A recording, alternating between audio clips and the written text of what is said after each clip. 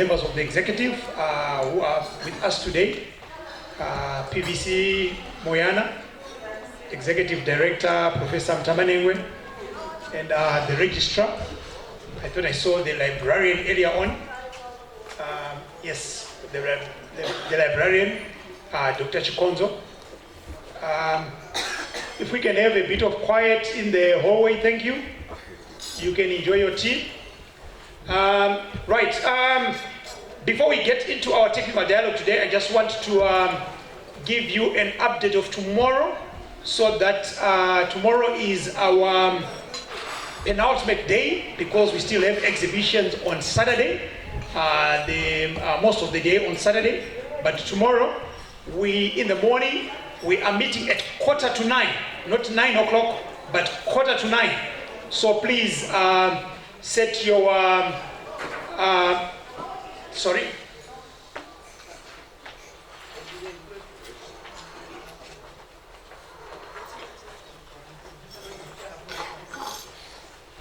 Quarter to 9, because we then have, after that, we are going to be having the launch of the VC's research challenge. We are also going to be having the minister most probably with us according to our program. So we would want to ensure that the keynote, which is there at 8:45, kind of does not have a buffer. So we need to make sure that it ends on time, so that we can also begin on time the second part of tomorrow morning.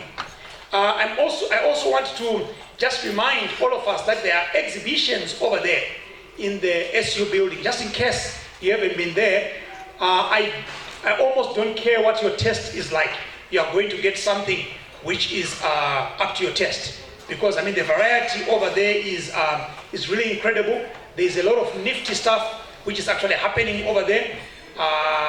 Ndawana mwana wangane hanzi chino hanzi achizi chipendani hanzi nokuti chinenge chisina gate kana chiri chipendani hanzi chino those who passed by, there was a stand at the corner over there where someone was playing a one string instrument, and he was doing wonders with the one string instrument. Maybe that's the instrument I might also be able to play, because I failed to play the guitar. But I mean, really, there are a lot of very interesting stands over there which are really worth your time. If you can probably, if you haven't done it, of course, if you can probably reserve a couple of hours to go and look at those exhibitions. So tomorrow, we're going to go all the way to lunch, and then after lunch, we are going to be invited to go and see exhibitions for those who haven't actually seen the exhibitions. Awards are also going to be there in the morning tomorrow. But the business for tonight, is our second high-level technical dialogue, and I am going to call upon Professor Chifamba to lead us through. Professor Chifamba. Thank you very much. Thank you. Pro Vice Chancellor, Academic Affairs, Professor Moyana, our Registrar, Dr. Mtongoleni, the Librarian, Dr. Chikonzo, and our Executive Director, Research and Innovation, Professor Mtamanengwe. Deans, colleagues, ladies and gentlemen, welcome to this high-level technical dialogue on chronic diseases, a death trap in Zimbabwe, which Dr. Esmoyo and Professor M. Chloe are going to present. They are both from the population studies.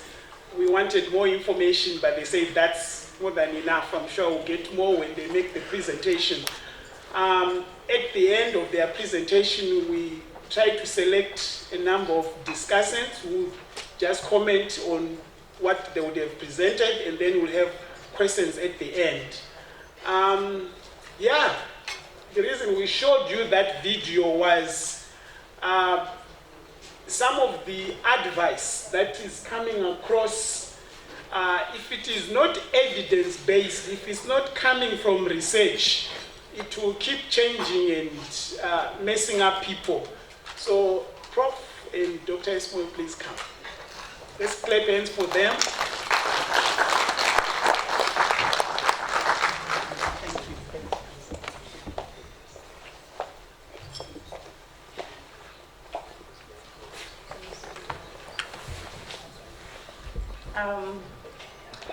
All protocol observed. Good evening, ladies and gentlemen. Good evening. You look sad. We are discussing health issues, yet you are sad. Good evening, ladies and gentlemen. Thank you very much for coming. My name is Stanzia Moyo from Population Studies. Ours is going to be a tag team type of presentation. I'm going to take you through the first part of the presentation, and then Prof will wrap up.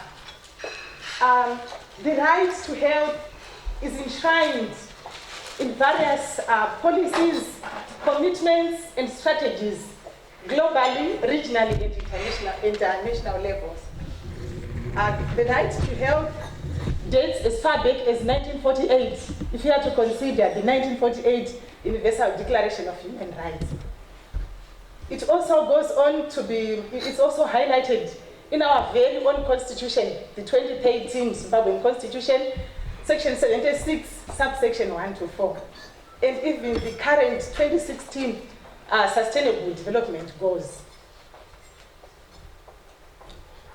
Our presentation is on chronic diseases, and we coined them a death trap in Zimbabwe. The objectives of our presentation are just two.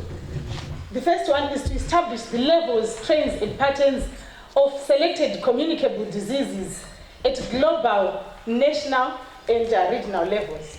And then the second objective is to establish the policy, programmatic, and research gaps on NCDs. Our study was based on a documentary review. We reviewed, among other documents, publications from WHO, Ministry of Health and Child Care, United Nations, and United Nations publications. The global demographic and socio-economic changes which have occurred have resulted in variations of health profiles. For instance, in developed nations, you realize that there's been a shift of disease patterns from predominantly communicable diseases, infectious diseases, to non-communicable diseases. I'm referring to man-made and degenerative diseases. That is what occurred in developed nations. But however, in developing nations, some of the scholars would say we have a double burden of diseases. But when we went through our literature review, we realized that we don't even have a double burden of health issues, but we have a quadruple burden of health issues. We have non-communicable, we have communicable diseases, some of them which are medieval, like cholera and typhoid. They are still occurring in developing nations, Zimbabwe included. We also have problems of childhood mortality, problems of complications of pregnancies, and also non-communicable diseases. What is very important and key about non-communicable diseases is that they were previously perceived as diseases of the affluent, diseases of aging. But if you are to consider our population structure, the Zimbabwean population, it doesn't reflect an aging society. Only 4% of the population is aged at least 65 years. Only 4% of the population. Yet already we're experiencing non-communicable diseases. If you are to consider developing nations, their population structures reflect an aging societies, because a significant proportion of their population, between 21% and 27%, reflects an aging society. So you realize that our quadruple burden of health issues in developing nations and Zimbabwe has resulted in low life expectancies. For instance, at global level, the life expectancy is 73. So it's life expectancy at birth. Developed nations, their life expectancy is at least 70. I took, for example, Monaco, which is one of the countries in the developed regions. Its life expectancy at birth is 89. But however, if we are to consider developing nations, our life expectancy is 69. Yet already we are experiencing diseases which are associated with aging. And most of Africa, the life expectancy is 62. And for Zimbabwe, depending with the source of information, our life expectancy ranges between 60 and 62. Yet my point is, we are already experiencing diseases of aging, yet we are not an aging society. Yes. Then I also looked, remember I highlighted to you the health burden in Zimbabwe. We have a burden of infectious diseases. Like for instance, we have HIV and AIDS. The global prevalence of HIV is currently at 0.1. I compared it with Romania. Global is 0.8, and Romania is 0.1. For Zimbabwe, our prevalence declined by 47% between 2000 and 2017, from 25% to 13%. Can we clap hands for ourselves? We also have incidences of malaria, another infectious disease in Zimbabwe.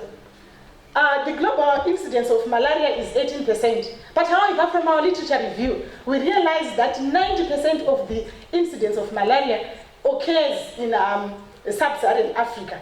In Zimbabwe, the incidence of malaria declined by 8% between 2000 and 2017. That is from 103 per thousand population to 95.2 per thousand population. Another notable decrease, isn't it? Yes, you are free. You are free to clap hands. Then we also have, remember I was saying we have a burden of infectious diseases. We also have tuberculosis. The incidence in Zimbabwe declined by minus 64% between 2002 and 2019. Cholera, we still have incidences of cholera. The incidence of cholera in Zimbabwe declined by almost 100% between 2002 and 2016. But as I highlight these incidences, as I highlight these instances, you can see that our incidence rates or our incidences are unacceptably higher when compared to other countries at a global level.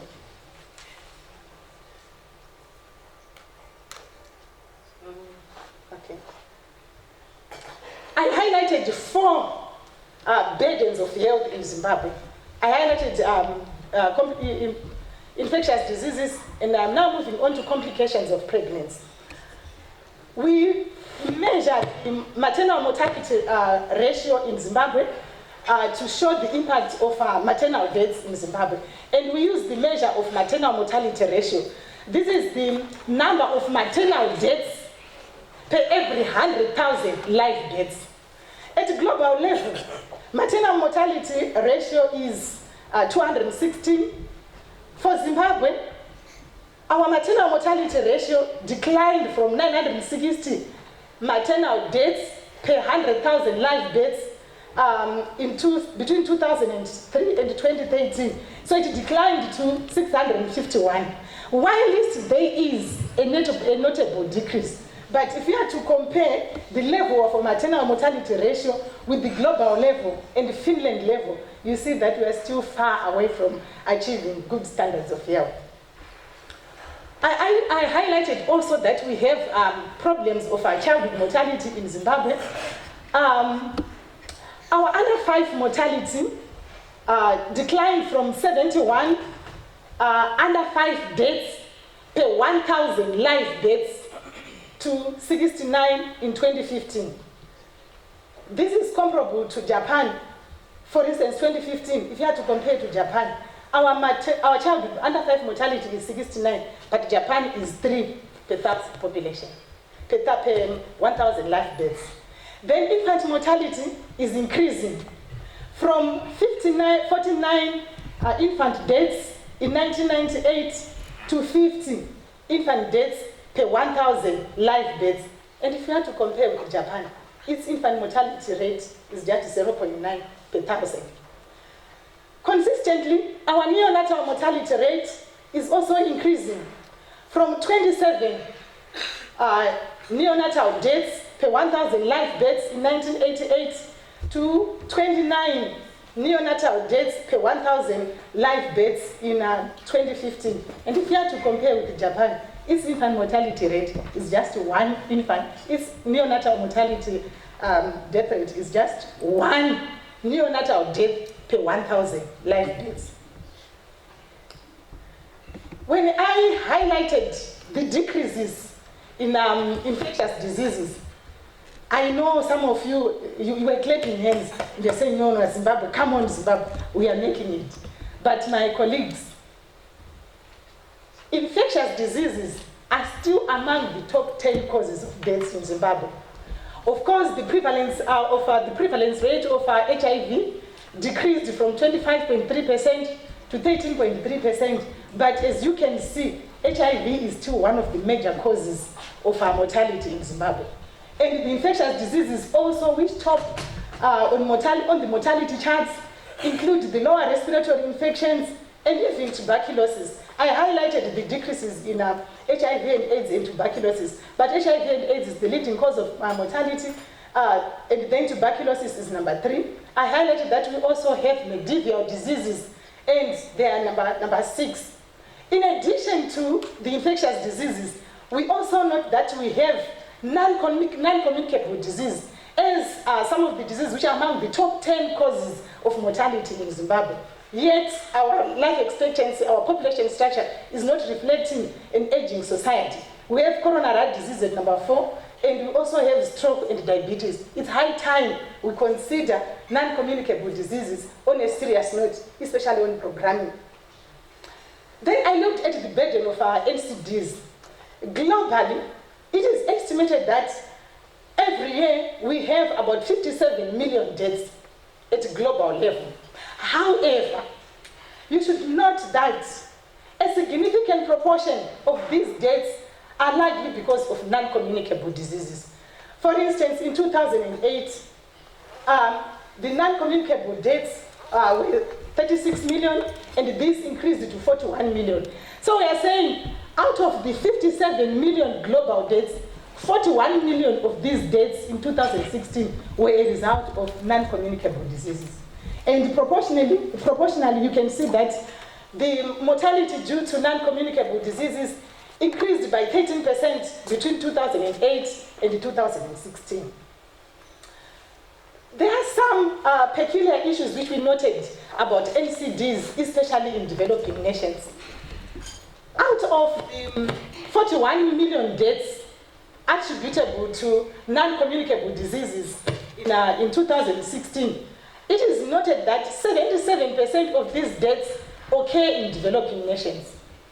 And 45% of these deaths, of non-communicable deaths in developing nations, occur before exact age 70. And this is likely because of a late clinical presentation of these diseases. Maybe I can illustrate with the use of the 3 delays model. We have the first delay, whereby one fails to recognize the danger associated with a problem, with a health issue on time. Maybe may I give us an example? How many of you, or how many of us here would consider headache, especially men, would consider headache to be a serious issue? How many of us would consider, and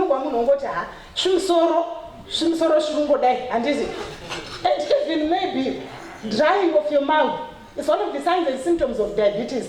But how many of us gentlemen here would consider that as a possible health issue? Conceptual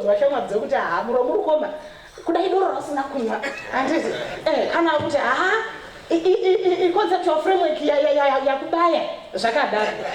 So it's an issue of health-seeking behavior, the ability to recognize the danger associated with an ailment. If you fail to realize early the danger associated with that ailment, it means that will affect the ability to seek healthcare facilities on time, to seek medication on time. We present diseases at a later stage, likely because of possibly issues of distance between your home area and also where the healthcare facilities is located. I'm thinking of my mother, who is in Gokwe, Nembudzia, Nyamara village. she would seek care at the firstly at the clinic, and then she would be referred to Mutora, Sanyati, Gokwe, Parenyatwa.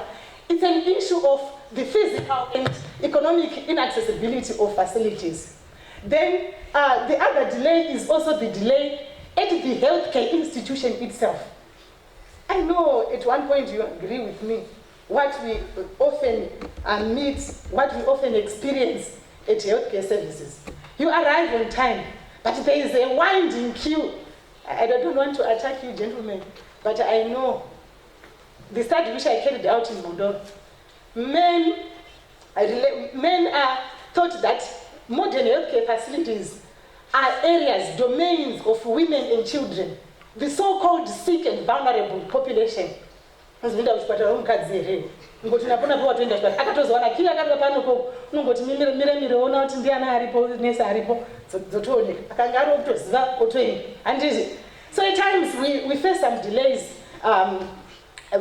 which are associated with our healthcare institutions, but all these factors combined together, they result in late clinical presentation of our health conditions.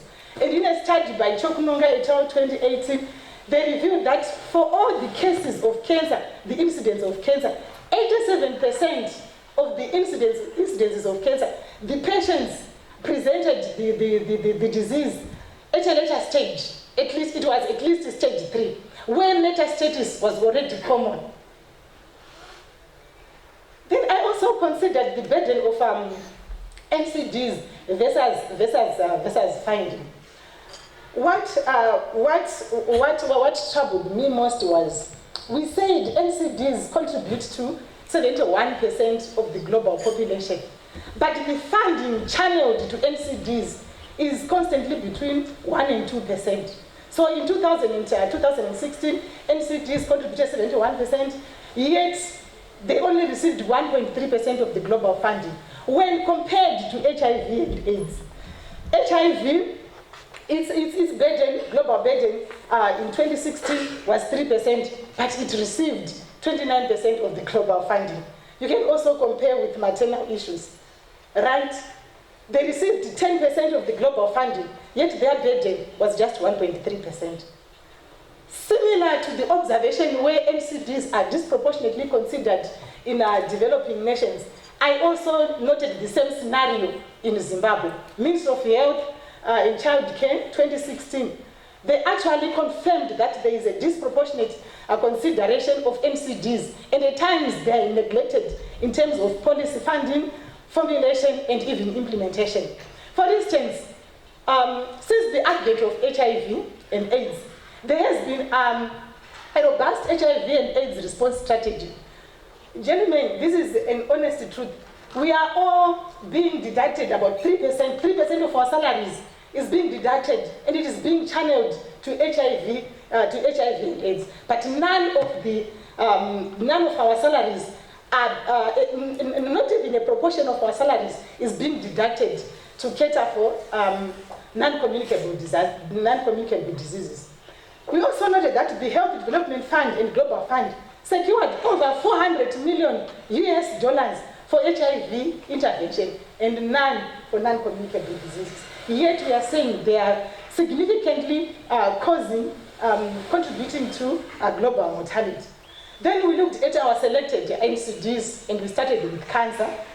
At a global level, the incidence of cancer was 18.1 million in 2018, and mortality due to cancer was 9 million. In Zimbabwe, the incidence of cancer increased by 61% between 2006 and 2016. And the mortality due to cancer also increased by 95% between 2006 and 2016. What I noted was that more females than males were more likely to be diagnosed of cancer. My question is it an issue of men's health-seeking behavior or is something else? Then I looked at the incidences of cancer among black males in Zimbabwe and noted that In 2006, Kaposi sarcoma was the major dominant, but it reduced to 10.4 in 2016, and prostate cancer was the second cancer. Then the cancers in the black females in Zimbabwe, breast cancer and cervical cancer continued to dominate the charts on the commonly reported cancers in Zimbabwe. For prostate cancer, it is a disease which increases with age, especially from exact age 40. The incidence at global level is between 12 and 13%, Africa 11-13%. For Zimbabwe, it increased by 187% between 2006 and 2016. And similarly, the increase among the black men, there was also a notable increase among the black men. What I noted also for all these diseases is all the cancers increased between the period 2006 and 2016. Breast cancer increased by 83%, lung cancer increased by 7%, diabetes in Zimbabwe increased by 2,172%, hypertension at global level it increased by 70%, and in Zimbabwe we only have a prevalence of 2005. That's when we have a measure of diabetes or of hypertension. Since then, there has been any other study to look at the prevalence of diabetes. As I sit down, I just want you to think of whether or not you have gone for any NCD testing. How many of us, gentlemen here, have gone for HIV testing, if we are to be honest with ourselves? How many of us have gone for diabetes? How many of us have gone for prostate cancer screening?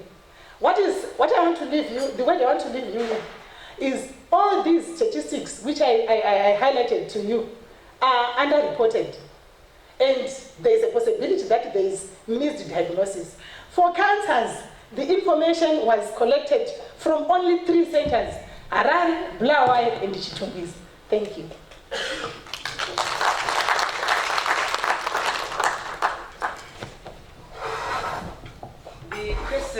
The question that we have to address is, what are the implications of these statistics?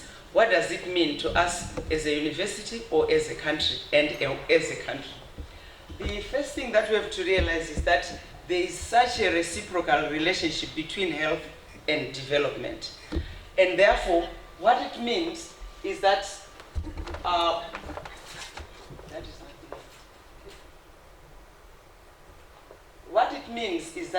we have a concoction of communicable and non-communicable diseases within an ailing economy.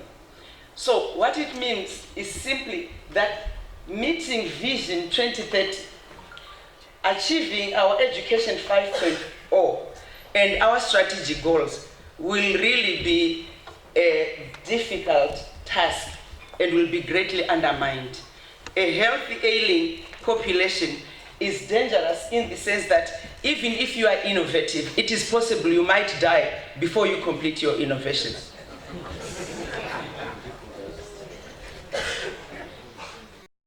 So what is the way forward for Zimbabwe? The way forward is that we have to be innovative if we are to cover the gaps that we have. The first thing is we need to increase prevention of diseases, both communicable and non-communicable diseases. And we also have to improve treatment and management of both communicable and non-communicable diseases. How do we do that? The first innovation is to put health in the hands of individual people. We have a belief, and the practice here in Zimbabwe is you go to the doctor, and health of a patient is in the hands of a doctor. If you get to a doctor and you try to ask why you are feeling that way, what the causes are, and what the side effects are, the doctor is worried, is concerned in developing countries, including Zimbabwe. But in most developed countries, doctors really educate their patients about causes, consequences, side effects of diseases. So patients are not necessarily in control of their own health. In addition, therefore, we need information, education, and communication, first on the etiology of diseases. What we've got to realize is that we are not a nation or a people who do not have information of their own. We have our own information regarding the etiology of diseases.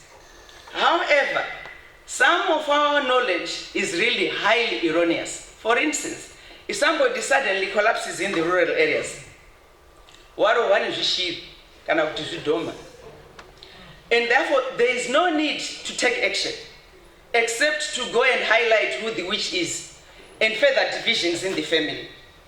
So, and yet in the developed nations where they know the difference between biological and viral infections, when they hear of a new infection which is viral, each individual tries whatever he can to prevent being infected. That is not the case. In Zimbabwe, when there's a viral infection, such as HIV, they start talking about runyoka, ndezvakare zvagara zviriko kana kuroiwa. So we try to, our explanations, if something is incurable or unmanageable, it is either through witchcraft or it is from the heavens, and therefore you can't do much about it. It means you can't do anything as an individual. That is key that we need to use, at least to break through. We want to teach our people signs and symptoms of diseases and go beyond the conventional methods of communicating to our general public. So what should we do?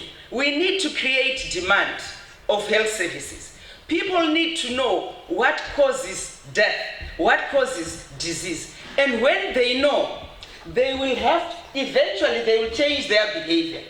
We normally have the idea that once you have achieved something in life, when you are successful, the sign is to eat bacon and eggs.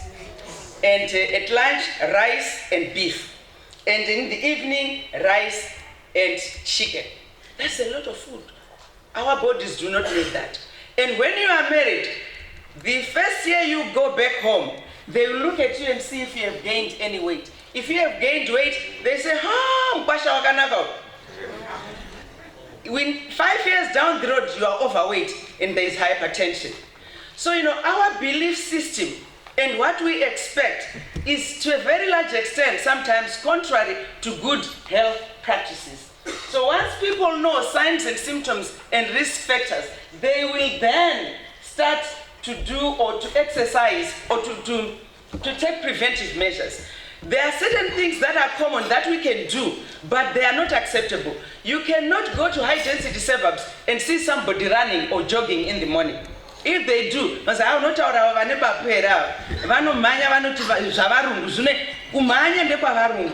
ukaonekwa mukadzi mukuru uchimhanya mazi munovaona vari mbuya vabapura vainaro vanomhanya murodhi vachikwira vachiite, but we are all driving and our lifestyles are like a white man's lifestyle. So we need to be able to do that. Once we have created behavior and people have done their best to prevent, then we need to expand institutions and services, especially public health services. In Zimbabwe here, urban areas are beginning to be death traps like in the medieval times. We don't have clean water. We don't have water at all. And therefore, diarrheal diseases and the like are going to be common nature again. So the supply side of health should be increased. Now, how can we do this? All this hinges on good science, good scientific research. We need research. For now, we do not have, there is a goal to meet, to reduce non-communicable diseases by 5%. But there is no information, there is no national baseline information which can help us to get there. We don't have a national knowledge, attitude, beliefs, and practices on all these diseases. We do not even have a health policy on on NCDs, and we do not have a multi-sectoral NCD prevention and control strategy. The last NCD prevalence survey was conducted in 2005. Thus, we need collaborative research. We have just thought that there should be a shift from vertical research to horizontal research and form a continuum of research which starts from the community It doesn't matter which discipline you are interested in improving the lives of people, which means your innovation should be taken up by the common people in the communities. And therefore, before we implement programs, it is important to know what is on the ground and how we can build on it and what we need to destroy on the ground. Thus, instead of medical scientists doing research on their own, social scientists doing research on their own, there is need for a collaboration which will start with social scientists, wherever you want to start, get into the labs and eventually in the pharmacies and hospitals. You will see that in all our documents, like the Ministry of Health National Strategy, their mission, the National Cancer Prevention and Control Strategy, they all mention the importance of research. And so is the National Institute of Health Research in the Ministry of Health. They say that it is a strategic asset for coordinating collaborative research, but I'm not sure to what extent it is happening today. In addition, the University of Zimbabwe 2019 to 2025 strategic plan, in its vision and its mission, objectives 1 and 3 point to the importance of research, and they talk of knowledge products. Education 5.0, research again is a key variable, but it is not research which ends on its own. It should be research which aims to change the lives of people, to change a mindset from just publication to impacting the communities in which we live. I would like to thank you. Wow. Thank you very much, Prof. Thank you, Doc Moyo. I am full, if not overwhelmed. Can I ask the discussants to come? Because this is also my passion, it's my area of interest. When we were putting up this research week, I discovered that there is so much compartmentalization of research, particularly this area of non-communicable diseases. There's work we are doing in physiology. I saw mental health in social sciences, mental health at the medical school. The arts are doing something. It's a big mess. And I hope with this new strategic thrust, we all come together. Guys, can we move a little faster? I'll ask you to just give 3 minutes comments on what you just heard Dr. and Prof. Mhloyi is saying, and let's hear what you guys have to say. And then we'll open it for discussion. Okay. Let's start with Dr. Ndlovu at the end there. And Dr. Kufa, please come. I'm saying Kufa, manage. Okay. Thank you. Good evening. My name is Dr. Ndlovu, and I'm a senior lecturer in the Department of Radiology, and I'm a radiation oncologist by profession. Thank you very much, doctors, for a very informative presentation that you gave us this evening. There's quite a lot of truth in the sense that NCDs, the incidence is rising. But however, there are still some salient hidden factors that perhaps we need to look at in terms of why are we seeing this and how do we actually interpret the figures that are before us. One of the things that I also found interesting was the fact that when diseases are incurable or unmanageable, then that's when we have problems with late presentation, which is another fact that we have and is a very important feature. And then we say, in this day and age, is there any disease that's incurable or unmanageable? And with that, I really would like to refer mainly to cancer, because that's my field of practice. And I know that there is that conception But however, it is through actually tackling that misconception that perhaps maybe we could get somewhere, because people go looking for alternatives and perhaps they don't even appreciate what is there on the ground.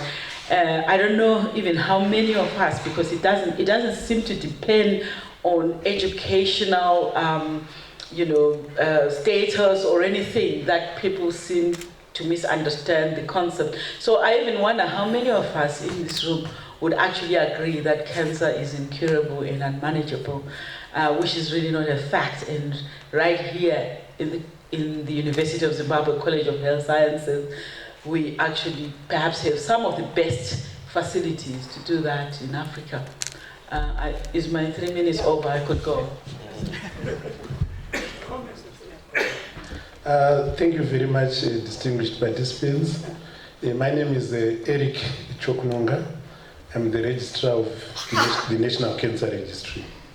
So the National Cancer Registry is responsible for cancer registration and surveillance, and it is the primary source of data on cancer. So the data that we produce are widely used by various stakeholders for management planning of cancer services, as well as research. I've got a very short presentation that I would want to make. Okay. Yes. Is the presentation there? Yes. Okay.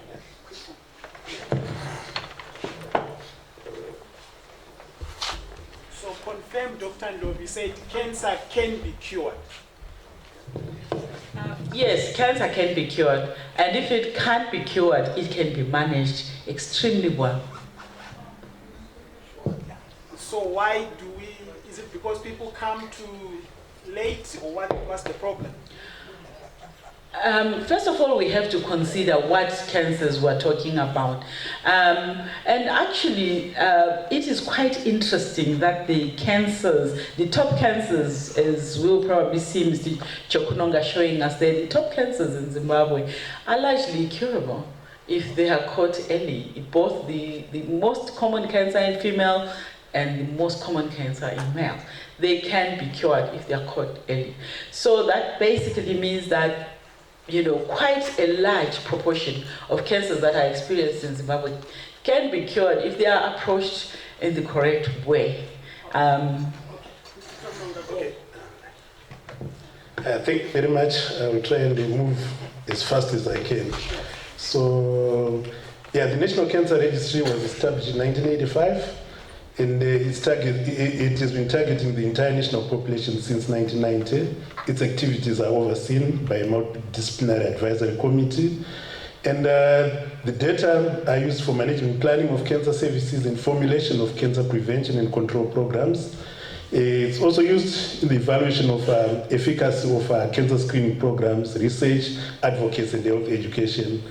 It's also used by conference participants and as teaching materials. So cancer in Zimbabwe, an average of 7,000 new cancer cases are registered annually. An average of 2,500 deaths are recorded annually in the major cities of Harare and Bulawayo, and childhood cancers constitute an average of 3% of all cancer cases registered annually. So in terms of incidence, these are the most common cancers, males and females combined. Cervix cancer is the leading cancer, accounting for 18% of all the cases, followed by prostate, breast, and Kaposi sarcoma, non-Hodgkin's lymphoma, esophagus, skin cancer, colorectal, stomach, and other. In terms of mortality, these are the leading causes of mortality, cancer mortality. Cervix is number one. Sorry. Hello? Cervix is the leading cause of mortality, followed by prostate, esophagus, breast, liver, non-Hodgkin's lymphoma, stomach, colorectal cancer, Kaposi sarcoma, and others. So these are the commonest cancers in males. Prostate is the leading cancer, and it accounts for 22.2% of all the cancers, followed by Kaposi sarcoma at 9.6%, non-Hodgkin's lymphoma 7.7%, esophagus 6.7%, skin cancer 6%, liver 4.6%, stomach 3.7%, lung 3.4%, eye 3%, and colon 2.8%. In females, The leading cancer, cervix cancer is by far the leading cancer, accounting for 31% of all the cancers, followed by breast 12.7, esophagus 4.3, skin cancer 4.3, Kaposi sarcoma 3.9, non-Hodgkin's lymphoma 3.7, stomach 3.4, ovarian cancers 2.8, liver 2.5, and colon cancers 2.3. So these are the important observations that we've noted in our data. Cancer continues to increase in Zimbabwe, and many of the cancers occurring in Zimbabwe are infection-related, mainly HPV, HIV, hepatitis B, for hepatitis B, and the HHV8 Kaposi sarcoma. So cancer of the cervix is the leading cause of both morbidity and mortality in Zimbabwe. And we've also observed that there has been an unexplained increase in the incidence of cancer of the prostate in recent years. So this, I think, warrants, serious epidemiological research. HIV-related cancers, particularly Kaposi sarcoma, have been on the decline due to the increasing availability of ART. And cancer patients in Zimbabwe present with late-stage disease, mainly stage 3 and stage 4. Thank you.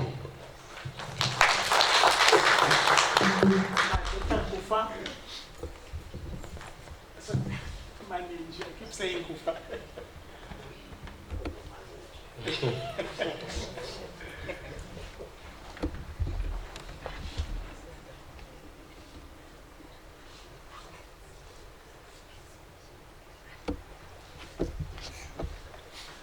So he's talking about hypertension, that's high blood pressure. Good evening, ladies and gentlemen. You don't look happy. Okay, all protocol observed, dignitaries here present. So I'm just, most of the information I'm going to present this evening has already been presented. I'm just going to maybe try to zero in on certain aspects of high blood pressure. So Dr. Moyo and Prof have already given us the background, the epidemiology of hypertension and other non-communicable diseases. So as we heard from our previous presenter, the prevalence of hypertension as of 2006 was at 27%. So from that study, the prevalence in males was about 30%, in females about 25%. So that's about 13 years ago. So since then, we don't have latest data. We don't have any accurate data to say how prevalent is this condition. But when we are working, we see many cases of hypertension, either hypertension or its complications. So as we know, hypertension increases the risk of heart attacks.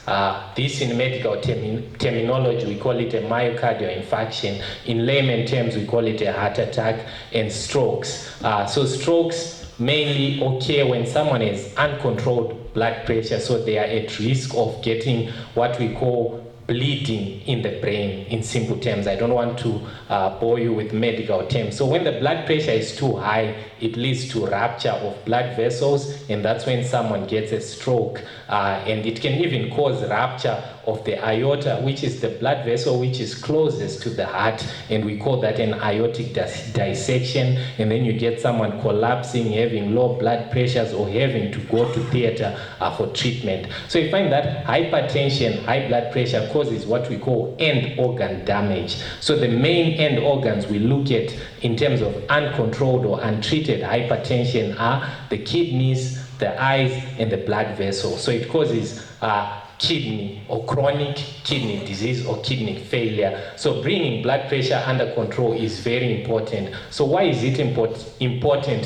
to control blood pressure? It's because in layman terms, again, we call it the silent killer. So most of us might actually be hypertensive until we go for that BP check. So this comes to us as a whole, that we need to get our blood pressure checked so that we don't have damage to those organs silently. Then you just present to the doctor and he tells you that your kidneys are not functioning well. So changing your diet, again, as previously stressed by the other presenters who have a a significant effect on lowering your blood pressure and reduce the need for many BP medications. So in terms of numbers, I think we are all learned here in one way or the other, so at different levels. So the normal blood pressure is less than 120/80. So the extreme is what we call hypotension. So your systolic is the top figure, then the diastolic is the bottom figure. Then this is the JNC7 classification.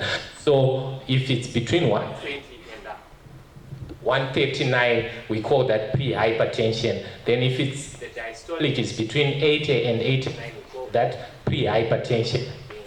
So stage 1, it's blood pressure between 140 and 159. Stage 2, 90 to 99. So those are just stages. Stages of blood pressure. So that's in terms of figures when you go to your doctor or when you check your BP. So in terms of controlling your blood pressure, those are the important things to do. So in summary, in medical terms, we call this a DASH diet. So they call it dietary advice to stop hypertension. So what you must do is to avoid salt in your diet. You must also avoid adding salt. You must use fresh garlic, onion, and these other spices. Then avoid these snacks which contain lots of salt and canned foods, and also avoid high sodium foods. So in other literature, they call it the Mediterranean diet. So it helps to control blood pressure. So it's also important to look at the nutritional effects in terms of when you're buying the food. So low sodium food is less than 140, very low sodium less than 35, then sodium free is less than 5. So what has been discovered by research is that we blacks, I think Prof. Chifama will tell you as he's part of the pure study, we tend to retain a lot of salt when we eat salt. So we have low renin, high volume hypertension. So the hormone that is supposed to clear that sodium in our body is low. So we should avoid a high salt diet. So vegetarian diet again helps to reduce blood pressure, whole grains, and lowering the weight. As we heard again from Prof that obesity will increase the risk of blood pressure, and losing weight will also help reduce the prevalence of other obesity-driven cancers like breast cancer and endometrial cancer. Then limitation of alcohol intake is also important, as we know that alcohol is recommended in moderation. So too much alcohol can actually result in elevation of the blood pressure. So the recommendation is not more than 1 or 2 drinks of alcohol per day. Then physical activity. We know, I know this is hard, but that's the recommendation.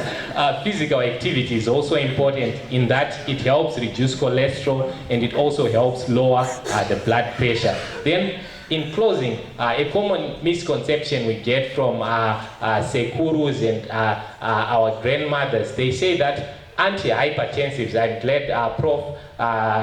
Tagre is here.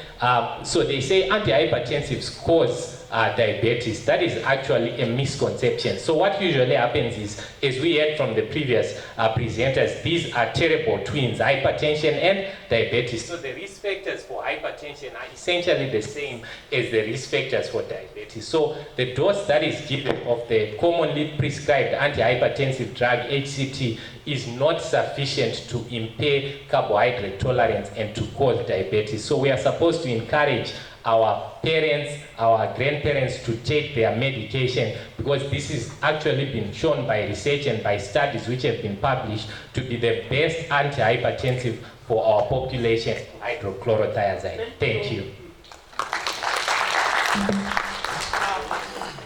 Doctor, you have 2 minutes. Time is decreasing as we go.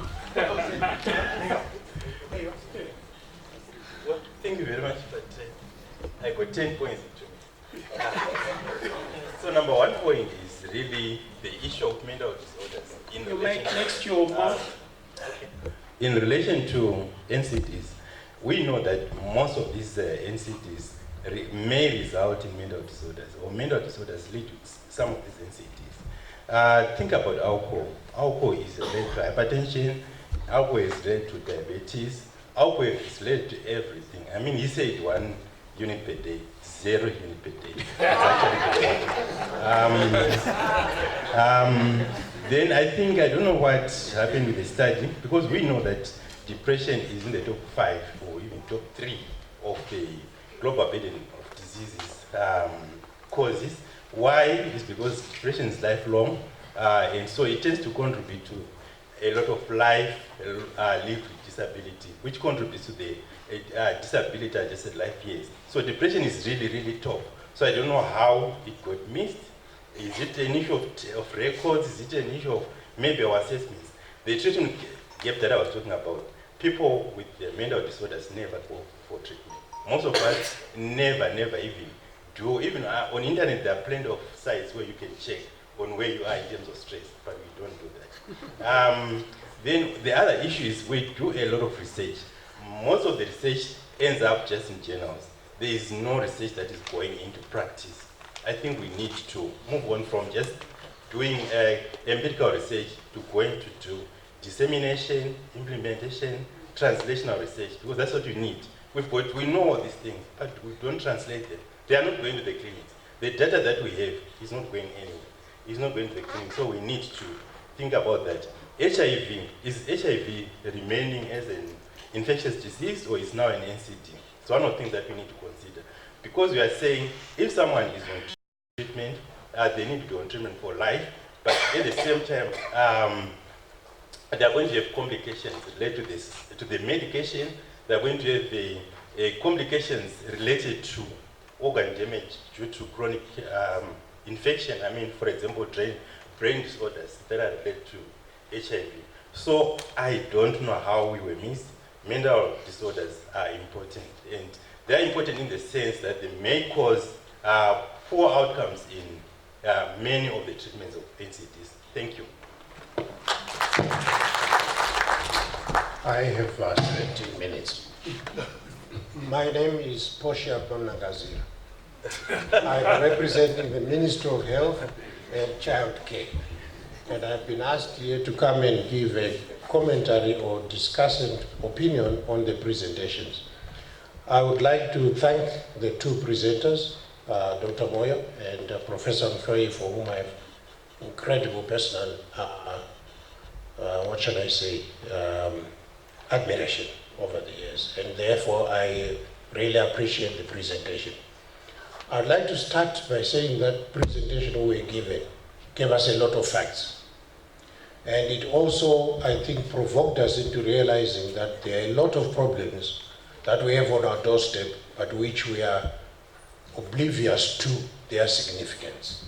Thank you very much for highlighting that there are non-communicable diseases and that in our region, we have a quadruple burden of disease. With the infectious diseases we've always had, we have the diseases which are really due to poverty. Then we have the burden of trauma. As you very well know, and perhaps I may start by reminding people what our region is. Our region is called East, Central, and Southern Africa. Africa being divided into 4 regions. There's East, Central, Southern Africa, then there's South Africa with its client states, then there is West Africa with the Anglo and the French-speaking components, then there's the Maghreb region, which is the really Arabic-speaking people. When you look at those regions and look at our region, we have about 17 countries. And what characterizes us is that we are very good at violence, either on a domestic level or on a national militaristic level, but we also even have violence due to the way our agriculture, our industries work. If you look at injuries at work, they constitute a very large proportion of the trauma that goes to our hospitals. And it is due to mechanization in agriculture, due to mechanization in industry, and also then you look at our roads and the way we've constructed them, the way we manage them, and the way we police them. Finally, we have non-communicable diseases. Now, before we start thinking non-communicable diseases are new, the fact of the matter right now as we speak, more people actually die of diabetes than from HIV on our continent. in spite of the prominence that HIV does have. My first comment on the presentation, however, is that you all clapped very happily when you were told your prevalence fell from 27% actually to 13%. You should never have done that. This is the same period when we introduced antiretroviral therapy. If antiretroviral therapy actually works, the people with HIV should not have died. So either you didn't introduce it, you didn't give it to the population, or they didn't take it. The fact of the matter is we never gave it to all the people who should have received it. There are scandals surrounding the distribution of ARV drugs in this country. There are scandals surrounding what is actually happening to your national AIDS levy, etc., etc. But the reality is the people who already have had HIV should not have died in an era of ARV treatment. So the fall is actually an indicator and indictment of our healthcare system. The second point, which is the good part of it, is that now that the prevalence has fallen, the incidence should also fall because there are less people to transmit the disease. Okay. Thank you I very much. haven't even finished. Oh. The second point, which is in the figures we were given, there was an unfortunate bad and repeated problem. Do you mind putting on your IMR slide? IMR is infant mortality rate. Maternal is MMR. There is something common to both of them actually, the IMR and MMR. In 1988, we had the impact of our first policy in health, which was growth with equity. Under the growth with equity policy, the Ministry of Health said, we shall make sure that nobody has to walk more than 10 kilometers to access healthcare service. And in fact, by the time we reached 1988, 92% of the population were actually served by that policy, which meant that all our old people could actually access a clinic. And in 1988, when they got to the clinic, there were drugs in the clinic. There were RGNs, or at the West, state-certified nurses who knew what they were doing. You'll never stop me. It's very important that we actually contextualize what we're talking about. The important thing about that is that we were giving a very good service to our people. Then in 1992, we had a big strike of the junior doctors. The nurses joined in.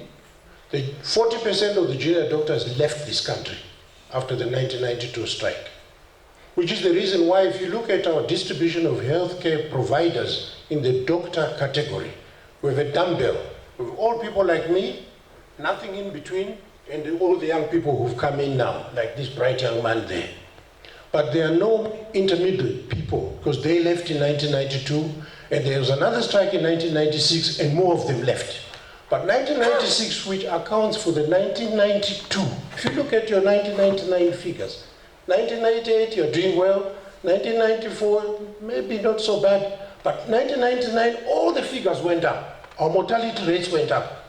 And why did they go up? Because in 1996, we fired all these ward managers.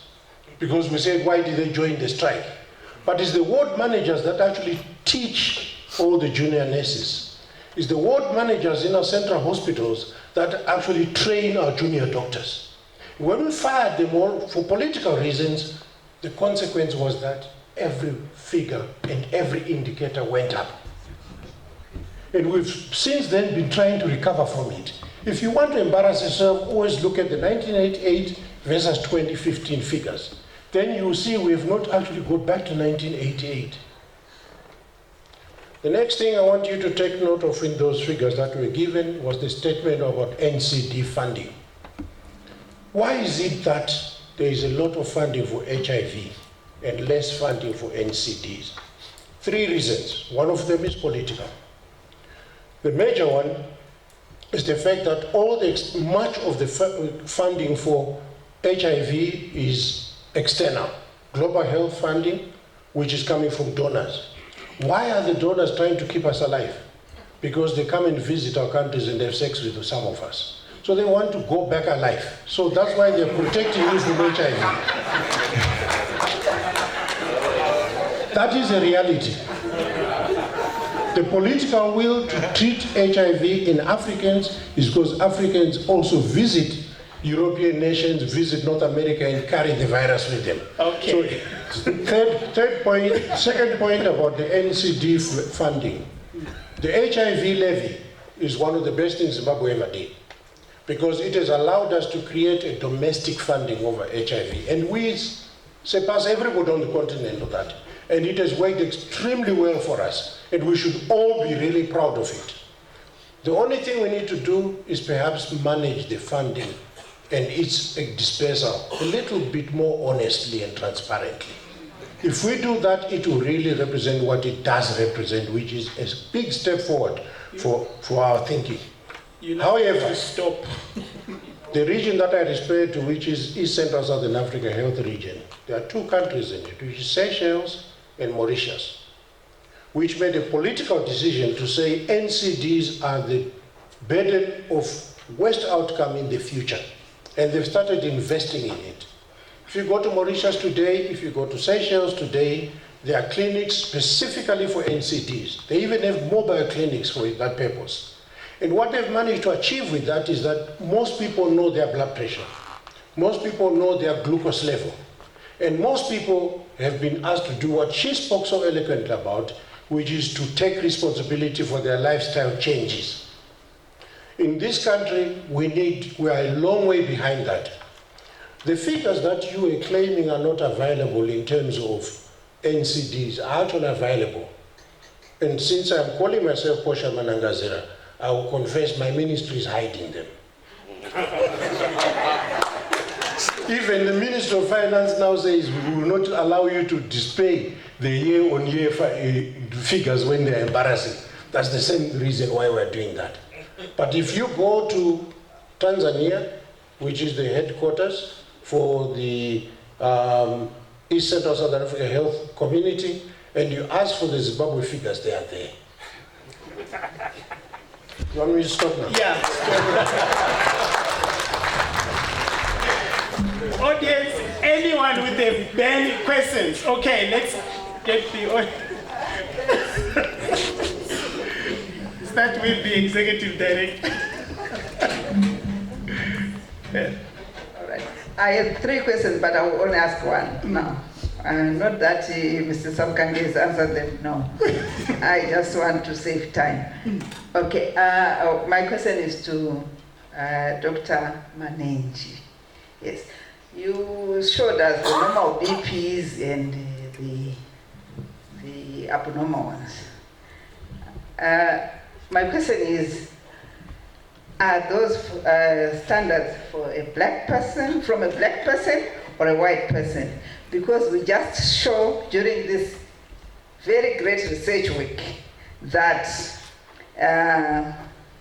in 90%, more than 90% of the cases, data for blacks versus white is significantly different. So my blood pressure hovers around, well, I won't say, but I don't feel sick, I'm normal.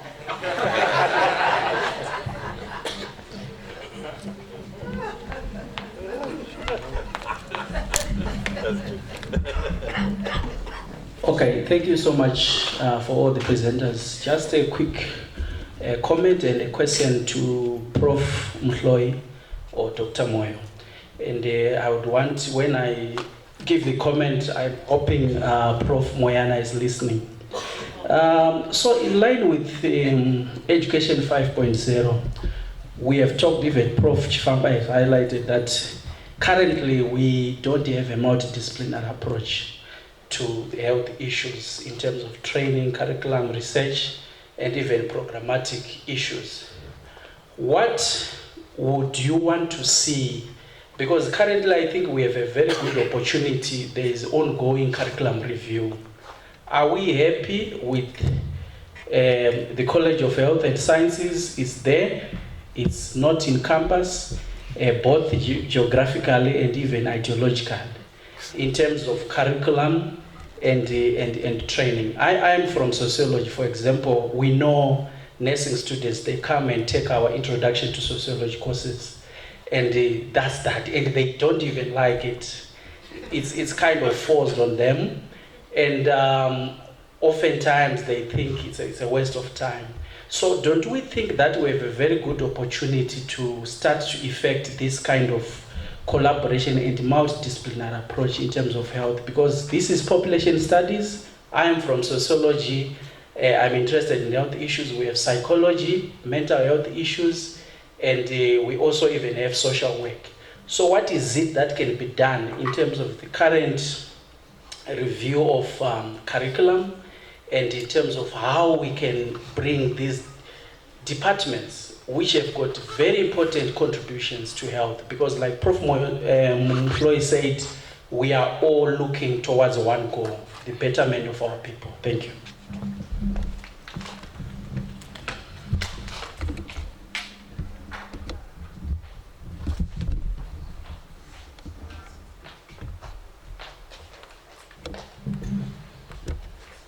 Are all protocol observed? I just want to make an appeal on behalf of diabetics. I've been diabetic since 2000. I had no issues of accessing the drug called metformin until this year. It's not available. We are dying quietly and silently every day. We can't access that drug. Now, insulin is now a serious challenge. So as diabetics in this country, please, government, can something be done to save our lives? We are citizens. We have a right to life. Thank you.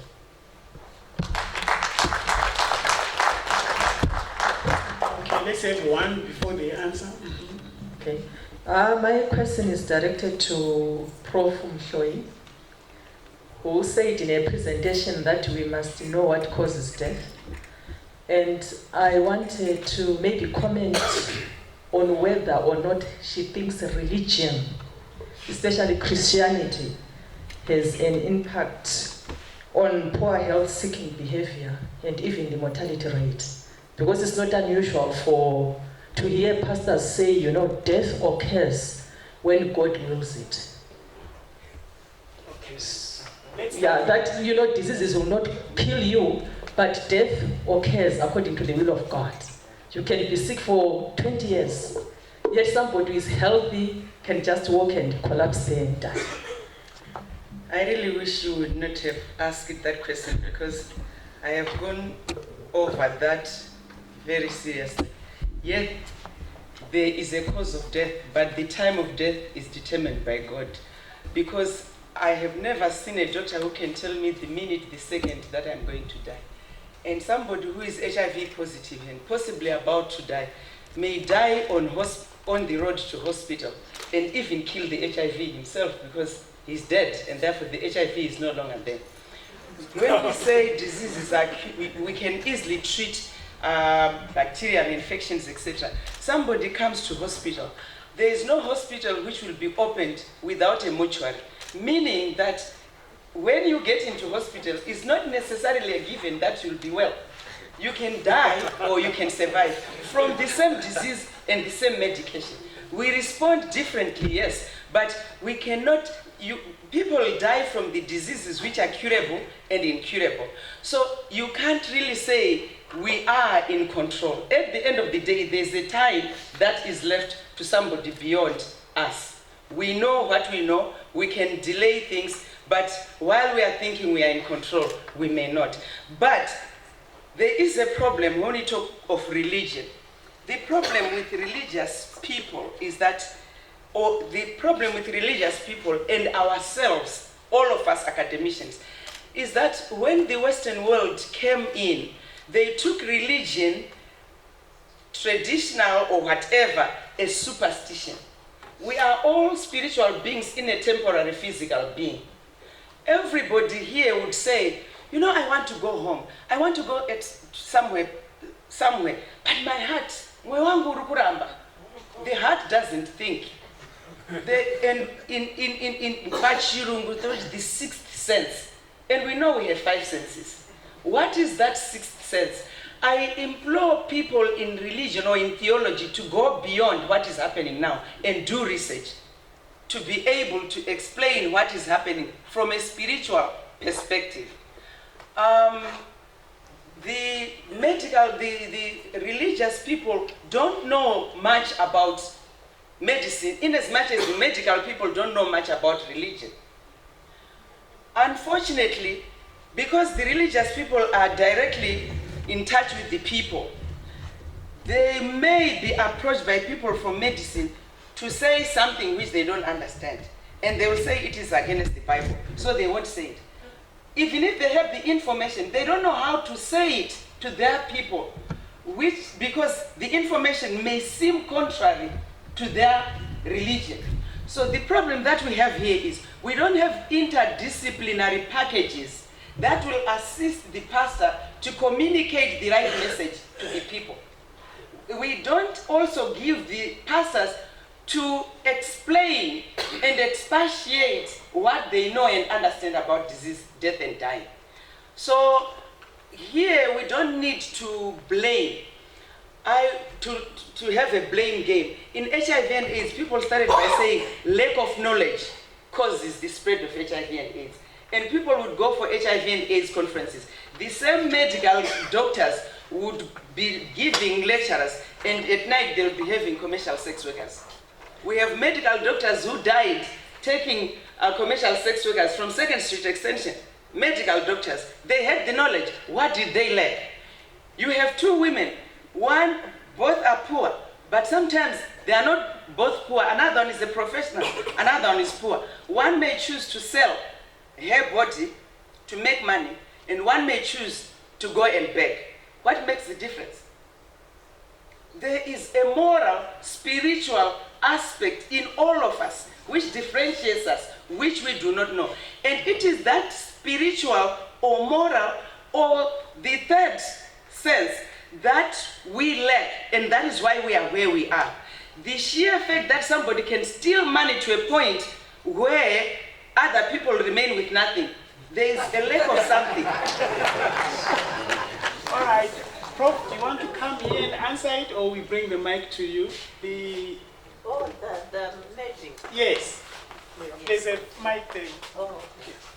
Yes, the merging of is going to be done. Is going to be. I'm going to be sending a document suggesting that amalgamation and merging and collaboration and of programs, because like one of the discussants has said, there's mental health issues in the arts, in various other faculties. So we are going to be now rolling out the strategic plan, and it is accompanied by a document with suggestions on how to actually break down those barriers, departmental and program barriers, so that when you teach literature, for example, it's no longer just because you want to find out the theme in a text, but what does it have that educates, that targets children, that targets women, and that targets men and their health, for example, or their well-being. And so a person who is teaching in the arts could now teach also in the health sector or in engineering. And that is going to be done at faculty level. You are the ones who are going to determine what should go where and how it should be done, and how it leads to innovation and how it industrializes. So that opportunity is coming for sure. And the document will be out as soon as the Vice Chancellor has finished what he's doing with it. So you'll be able to get the answer to how it can be done. And the policies will be done at faculty level. You are going to be debating what policy you want based on the suggestions in that document. Okay. Let's have Dr. Manenji. So in terms of high blood pressure, I'm answering your question. So there is no real defined figure. So we say high blood pressure is an arbitrary definition. So in terms of other things, medical parameters or what we call reference values, there is a recognized difference between Caucasians and blacks. But for blood pressure, there is no real difference. It's the same. So what they use to measure is the effect. So they found that patients with a blood pressure as low as 115/75 have an increased cardiovascular risk. So if some people follow, I think this year the American Heart Association then redefined blood pressure and they said it's 130/80. But the Europeans, the British, they are still using 140/90. So it's an arbitrary definition which is based on the risk calculated by researchers in terms of the end organ damage. So they found end organ damage in patients with low blood pressures in cohorts. So it's arbitrary. There is no real definition. Then maybe to the diabetics, we're supposed to have someone from the Diabetic Association, but I think he is representing, Mr. Samkange is representing the ministry, so he can speak on that, but they really need the medication. So medication, it's an issue of cost, one, availability, procurement by the relevant hospital. So you find that in certain private pharmacies you can access, but the cost is very, very high. I think a standard antihypertensive drug would cost for a month would cost 100 bond, maybe. Then if you're on 2 antihypertensives, you need 200 bond. That's like 1/5 of a salary, or 20%, 30% of a salary, depending on what you earn. So I think those who represent the ministry can comment on that. But patients need their drugs. Without drugs, they get the complications. So diabetics need that special care. Thank you. Thank you. I think I wanted to echo what that lady is that lady said. It's an emergency. There was a time it was announced that there wasn't enough medication. Maybe it was just for 2 weeks. And if you are diabetic and hypertensive, some of us cannot go for a day without medication. Meaning the impact could be worse than failure to get other medications other than diabetes and hypertension. So I'm not sure the extent to which government is aware of that emergency. Thank you. We want to have someone, they didn't come, I don't know what happened, from PISMAS. They did show a slide that NCDs cost about 30% of medication in Zimbabwe. The figure was something like Mr. Chokunonga, you were in the same, when they were presenting, it was something like 400 million, and 30% of that is NCDs. Okay, so there's a big cost. Anyone else? Let's just have this. Let's get some few more questions. Yeah. Thank you. I was rather fascinated by the assault that is made on traditional knowledge on the aspect of the non-communicable diseases. Because what I have noticed is that the traditional beliefs or the general belief that is within the people is taken as being bad and it's wrong and it portrays ignorance. But that's what the common man is using. And they are surviving. Are you not going to come back again? Initially, there was the food of the poor. But today is now the food that the rich people are now being forced to go and eat. And then I also wanted to know maybe the background in terms of the non-communicable disease. What was the landscape probably in 1900? In terms of our sugar, probably look at the sugar intake. 1900 probably I would have honey, maybe I could eat honey probably once in a year. Now it's sugar. If I take a soft drink, 19 teaspoons every day, I take 3, maybe I've taken almost the whole packet, 2 kg.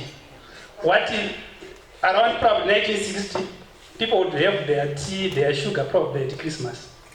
Today it's now every day. Maybe that could also help the developments probably in some of the our eating habits from 1900 or even beyond to date. Thank you. Can I just make 2 comments to that? Dr. Manangazira presented to our annual medical research day about 3 years ago on NCDs, and she echoed exactly what you're saying, Registrar, which is that if you go back in our history and see what people were taking before, if you just look at the figures that were presented by Dr. Moyo, colonic cancer is very low, and Dr. Chokunonga also showed that colonic cancer is low in our population.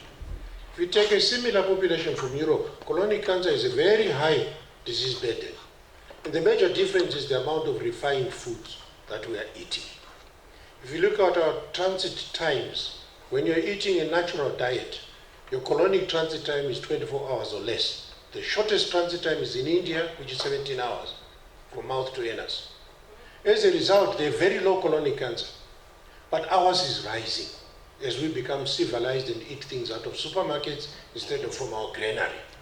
When we have refined carbohydrates without the husks, when we have purified processed food instead of pure protein as we would take it from the field, from the berries that we used to catch. So in other words, as we've started to have much more purified foods, we are opening ourselves to diseases that we shouldn't be having. I want to challenge you to think about the fact that if you had epilepsy 50 years ago and you saw a nganga, they treated you, and you never needed to take anything for the rest of your life. But you go and see me, I'll give you an epilepsy tablet you have to take until you're 70 years old. If you had asthma and you saw a nganga 50 years ago, he treated you once, and you never had to take anything again. Now you walk around with a little puffer.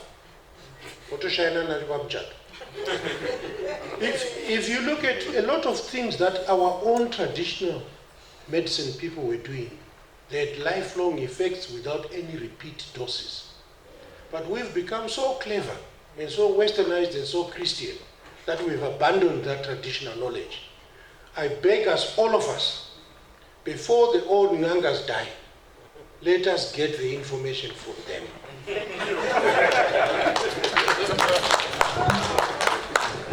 Thank you very much. This is probably a question and a comment. I think there's a question that Dr. Ndlovu was being asked whether cancer is curable. I think when we were sitting here, we heard that Dr. Moyo, Professor Moyo was saying she needs to take antihypertensive drugs every day. And somebody on insulin wants to have insulin every day. Every day. That means people have accepted that diabetes, hypertension, and curable. And these things are diagnosed at a local clinic by a nurse. Cancer that is diagnosed through specialists, none of these patients take cancer treatment every day. At maximum probably, 6 cycles of treatment is only 6 months. So cancer is curable, but hypertension and diabetes, which some of us have, isn't. So people should not have a little stigma about cancer. And don't take treatment every day, not twice, not in the morning and in the evening.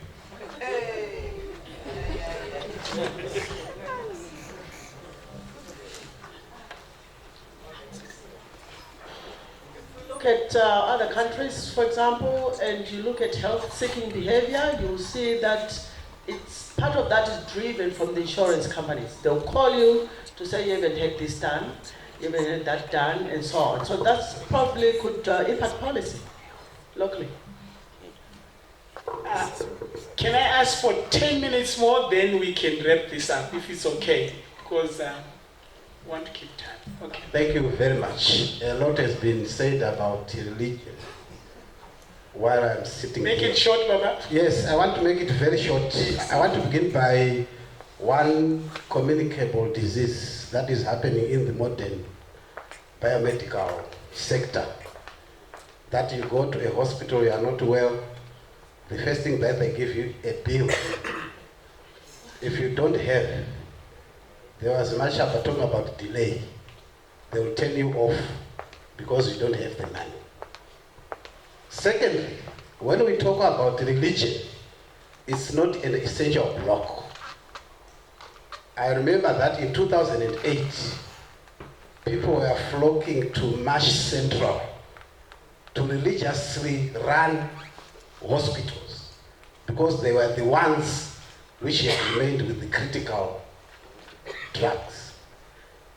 Thirdly, religion is playing a very, very big role. In fact, it is sort of filling a space where social services have collapsed. And it has given a lot of hope to people who have been turned away from hospitals because they don't have money. So in a way, when society and social services collapse, people become more and more religious because that's where they have a hope. Okay. Let's have two more.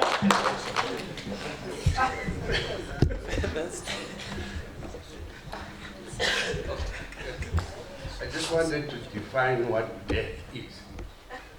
Death is simply disintegration of DNA.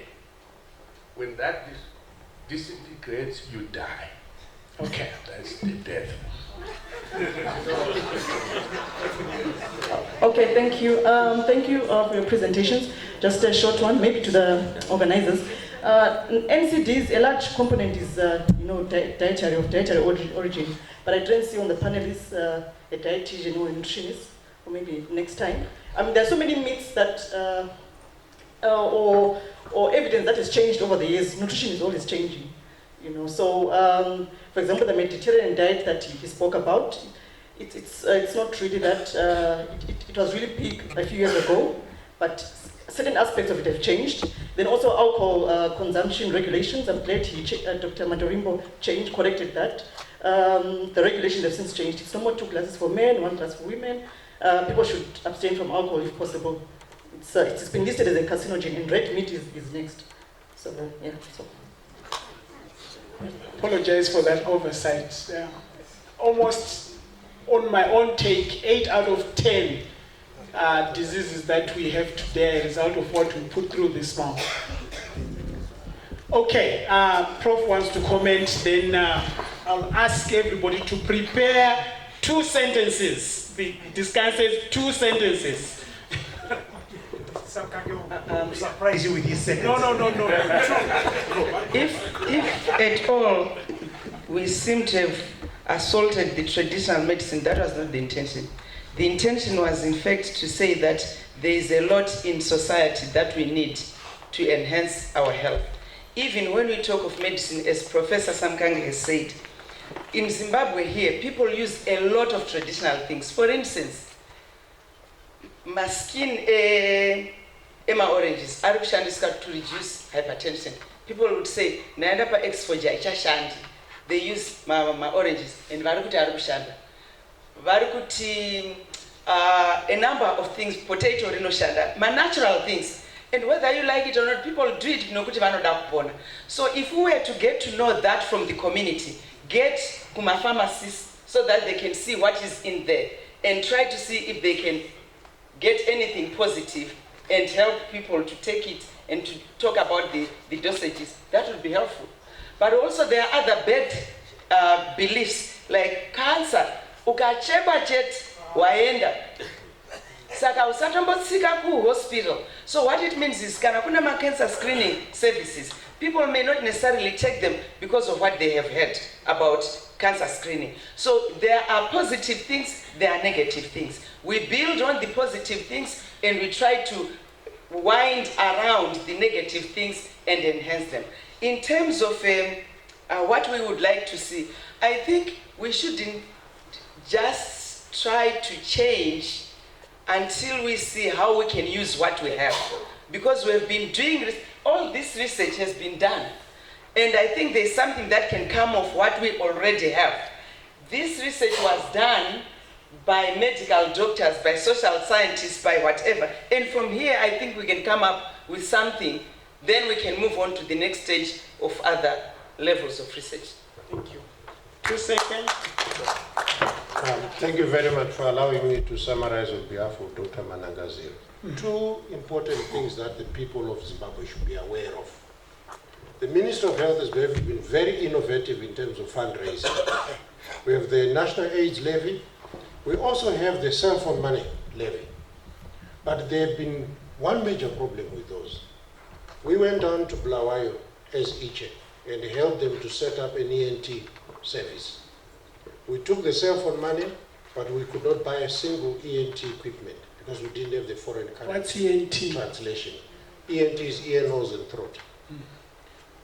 The second thing is if you look at the AIDS levy, they've got 40 million sitting in their account, but they cannot translate that into ARVs because ARVs are bought for in foreign currency. So what I'd like us as the nation of Zimbabwe to support the Ministry of Health is to look at the way foreign currency is allocated in this country. Who is actually getting the proceeds from our exports? Health is suffering because it's not a priority when it comes to foreign currency allocation. Faculty of Commerce, please do your research on how money is being received and distributed in this country. That's where the problem is. It's not with the health sector. They have the dollars, but they can't spend the dollars where they need to be spent. But us as a university have a second function. Dr. Tagwiri, are you here? The director of School of Pharmacy. He's just left. We need pharmacy to start manufacturing essential drugs in this country. I think that 3 or 4 years ago, there was an expansion of the pharmacy department with the intention that their pharmacognosy and other pharmaceutical functions would actually expand. We need to do that yesterday. If we could manufacture the essential drugs, my sister with diabetes would not be worried about tomorrow. Can I now put on my Iche hat and then give my 2 minutes? No. I said 2 sentences. I think the problem that we have with issues, and I just want to say one thing. Our health in terms of NCD is entirely in our hands. It's not in the hands of doctors. It's my tummy that's going to give me hypertension. It's my sedentary activities that are going to give me all those problems that I blame on NCDs. We need to change our lifestyle, and we can do that today. We need to change our lifestyles, and we can do that today. Thank you for the two sentences. But I want to challenge Zimbabweans here about the fact that we are so good at choosing evidence to put a certain kind of narrative that we have. I think the question that was asked about Christianity and things was a simple question like someone has got, they've given birth and they've gone mentally ill. We know that there is a condition called postpartum psychosis. Why do you have to take that patient to a shrine or to a prophet when you know very well that you give this person medication, they get well? So we choose what works for us today. So we say, oh, Christianity is good because we get hospitals, but we are saying they are preventing people from going to seek treatment that is evidence-based. We don't want to just push the weights. We don't have evidence that these people, when they are prayed to, when they've got schizophrenia, they're going to recover. So my contribution is, I think research that is collaborative is important. Teaching that is collaborative is also important. We'll be very happy to get teaching from psychology as psychiatry, because for our MAs, teaching psychology is one of the things that we need. And we struggle to teach it, so if you can get it taught in psychology, that would be very good. They will also benefit from us teaching clinical psychology. So that collaborative teaching and research is key, it's very important. Thank you. According to the statistics that we produce, cancer is now a very serious cause of morbidity and mortality in Zimbabwe, and the majority of our patients present late. So let's encourage our people to go for screening for prostate cancer, for cervical cancer, and for breast cancer. Let's encourage our people to go to healthcare facilities so that the disease is detected at early stages, And when detected early, it's curable. Thank you. It is known that lifestyle, as has been said by all the speakers, can be a big contributory factor to non-communicable diseases, including cancer. One of the things that we learned is that in spite of having all the controls that are known being implemented, when it comes to cancer, there is still no country on planet Earth that has actually managed to eradicate cancer completely, and that includes other NCDs. So what is more important is that we should plan interventions that cover the whole spectrum. And in cancer care, there is the cancer continuum of care, which starts from prevention, early detection, diagnosis, treatment, end-of-life issues, palliative care, and end-of-life issues. And that is an approach that is actually well recognized in our own national cancer strategy. Interestingly, what I just wanted to share with you as a closing remark is that it was actually the latest evidence that was presented at the International Prevention and Research Institution annual meeting in France, is that we have always spoken about comprehensive national cancer control programs, such as what the Zimbabwean National Cancer Strategy was trying to be a doorstep toward. And it has been shown that these countries that have actually crafted these have not had as much success in cancer control as the countries that don't have are the ones that are successful. And I have nothing against the National Cancer Strategy, because we set and crafted it ourselves, and I was part of the team. In fact, I chaired the proceedings. But what that means, what the conclusion to that was that perhaps it takes a little bit more than that. Communities actually not to be set down and given instructions from top down, but for interventions that are bottom up.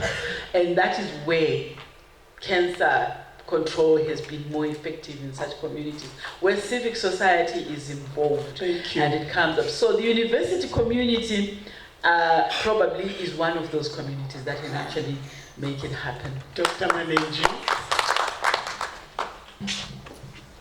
Thank you. Remember, I examined you, so. Thank you for the contribution. So I would like to agree that the Mediterranean diet has fallen off, but again, you find that in research, Mr. Samkange will agree, it depends where the research is done, whether it's American or British. So you find that there are always factions and different schools of thought.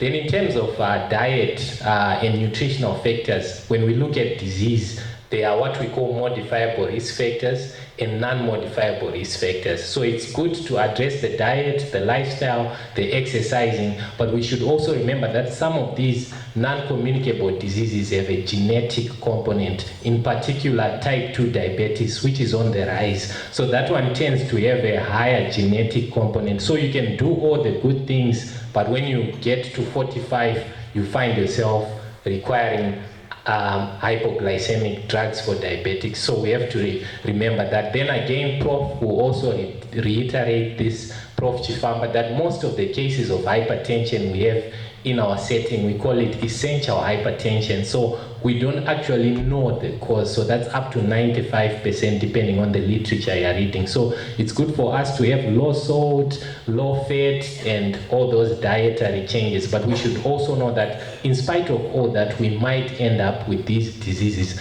mainly because of genetics. Even for cancers, there are certain cancers which are genetic. The oncologists will also reinforce that: breast cancer and endometrial cancer and certain syndromes which are associated with cancer. So it's good to have a lifestyle which modifies and reduces the risk, but the non-modifiable risk, you cannot do much about it. Thank you very much. Am I loud enough? Yes. Yeah. You need your microphone. Yes. She has a microphone. I use the microphone. Yeah. Ladies and gentlemen, the quadruple burden of our health issues in Zimbabwe, which we have currently, is a reality. It directly or indirectly affects you in one way or the other. Your parents, your children, your spouses, you see. And the increase in NCDs, ladies and gentlemen, is also a reality. Let's have adequate knowledge about these NCDs. Knowledge influences early screening, and early screening subsequently influences early diagnosis, treatment, care, and support. Thank you.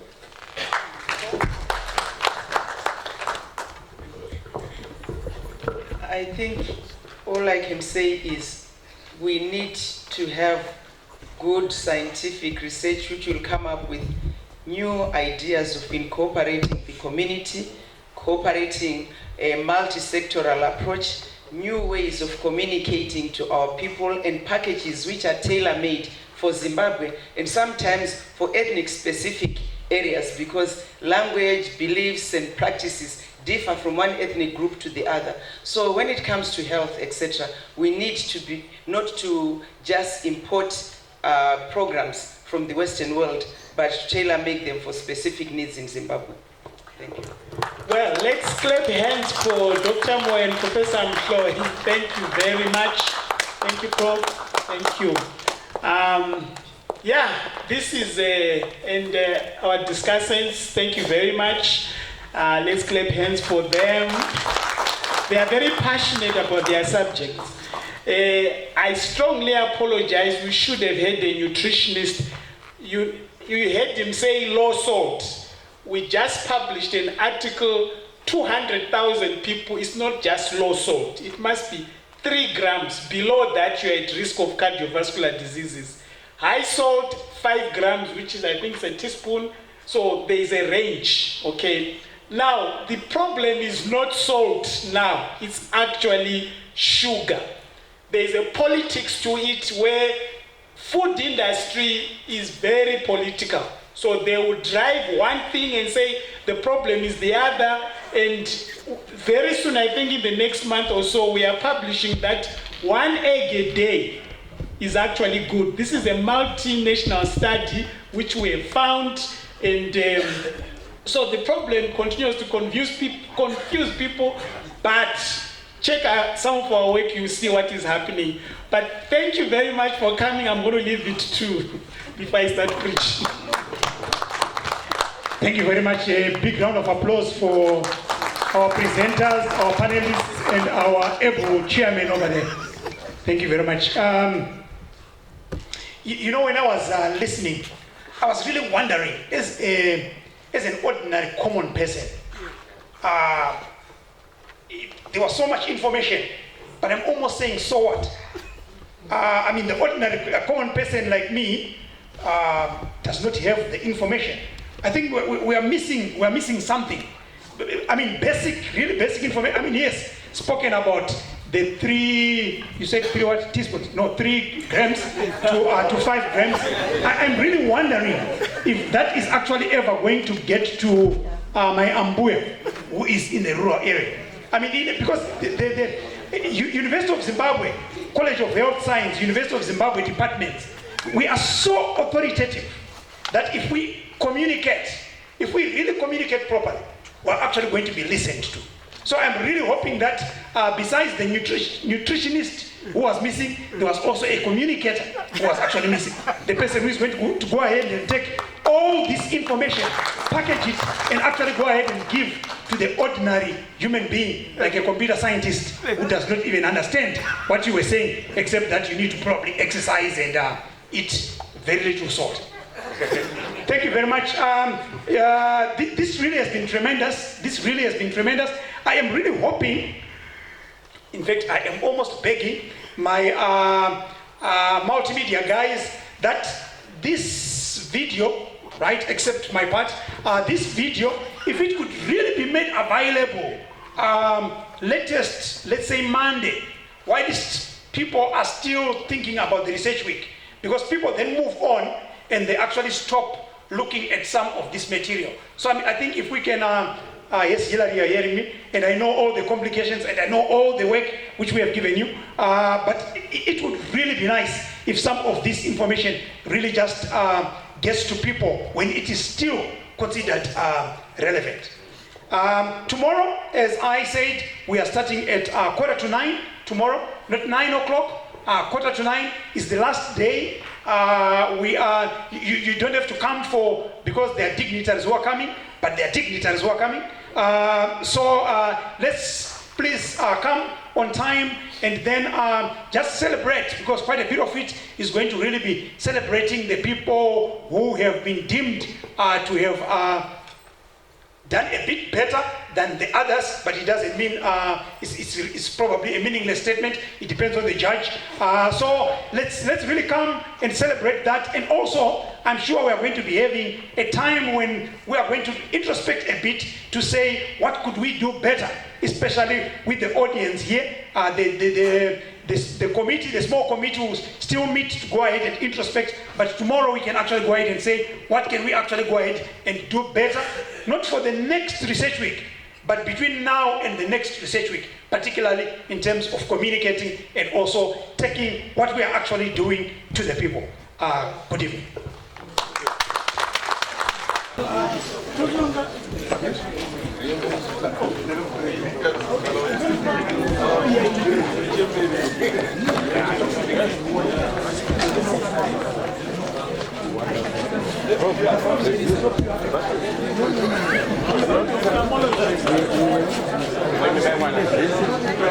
Good day.